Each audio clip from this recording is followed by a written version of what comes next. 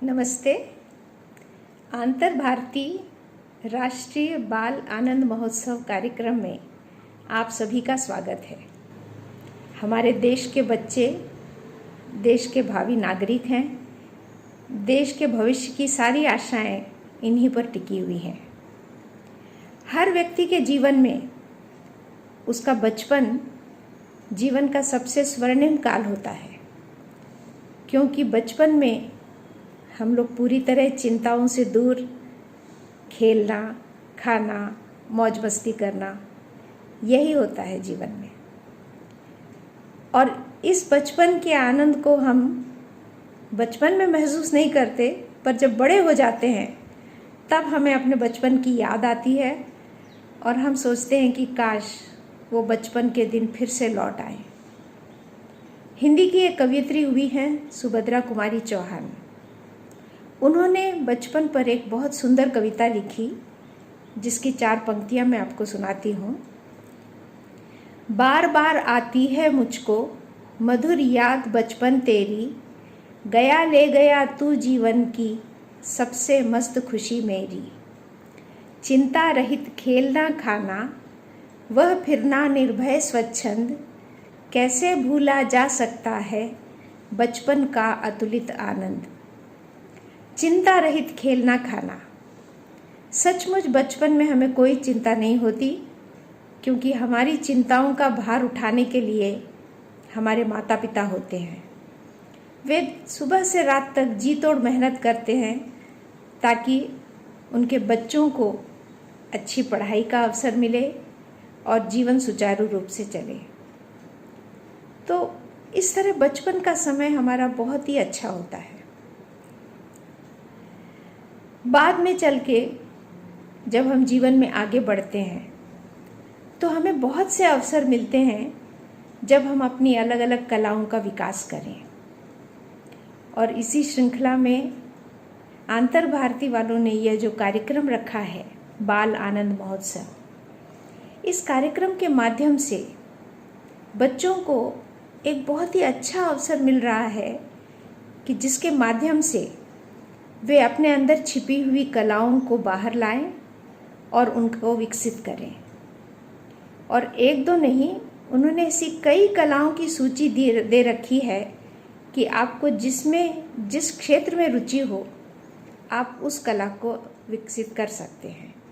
जैसे योग है, नृत्य है, गायन, वाद्य संगीत, चित्रकला, मूर्तिकला, कठपुतली, बुनाई और इस तरह की अनेक ऐसी कलाएं हैं जिनके माध्यम से आप अपनी रुचि के अनुसार आपकी इस कला को विकसित कर सकते हैं। बच्चों को चाहिए कि जब भी इस तरह का अवसर मिलता है तो वे जहाँ तक हो सके इस अवसर का लाभ उठाएं, अधिक से अधिक संख्या में ऐसे कार्यक्रमों में भाग लें जिसका आगे चलकर उन्हें बहुत ही लाभ होता है। कुछ लोगों को लगता है कि इस तरह के कार्यक्रमों में भाग लेकर बच्चे अपना समय नष्ट करेंगे, वो पढ़ाई की ओर ध्यान नहीं देंगे, लेकिन ऐसी बात नहीं है।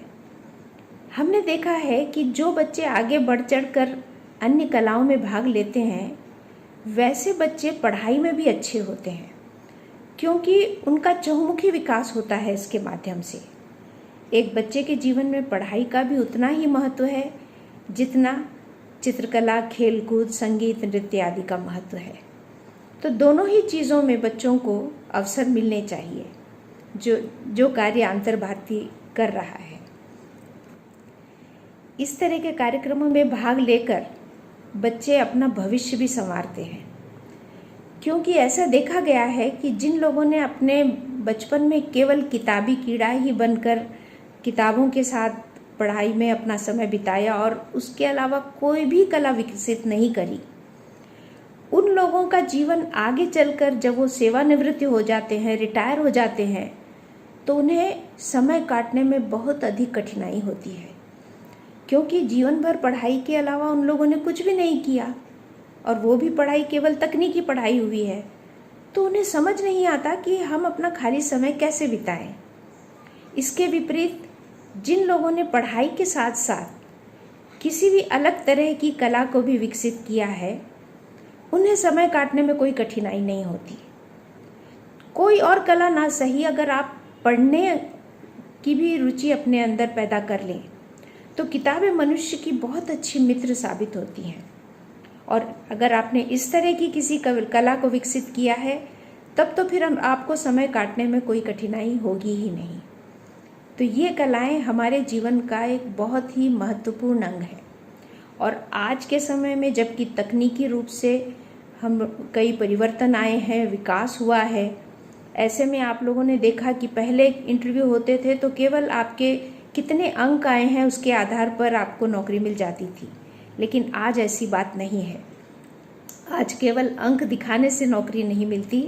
नौकरी के इंटरव्यू में भी ग्रुप डिस्कशन होते हैं और आपकी पब्लिक स्पीकिंग, आपकी वक्तृत्व कला कैसी है, ये सारी बातें भी वो लोग देखते हैं। तो इसलिए बचपन से ही अगर हम अन्य कलाओं में बढ़ चढ़कर भाग लें तो ये हमारे व्यक्तित्व को निखारने में बहुत ही सहायता देते हैं।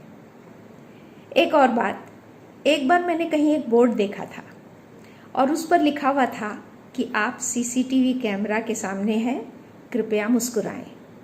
और अक्सर आपने देखा होगा कि जब हम कोई फोटोग्राफर से तस्वीर खिंचवाते हैं तो फोटोग्राफर भी कहता है स्माइल प्लीज़। और आजकल एक नया ट्रेंड चला है कि स्माइल बोलने के बदले चीज़ कहा जाता है। जो भी हो, तात्पर्य ये है कि अगर हम मुस्कुराते हैं तो हमारी तस्वीर अच्छी आती है।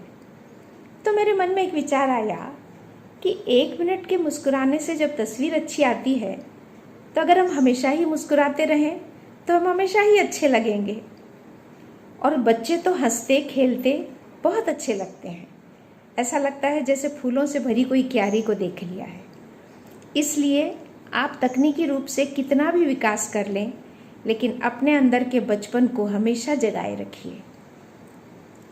एक गीत की 2 लाइनें सुनाती हूँ और वो लाइनें भी बचपन से ही संबंधित हैं। आपको भी अपने अंदर अपने बच्चे को हमेशा जीवित रखना है, हर आयु में जीवित रखना है।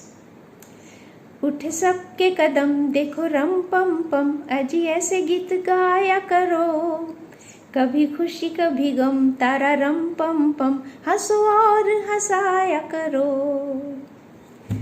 धन्यवाद और आप सभी को बहुत बहुत शुभकामनाएं।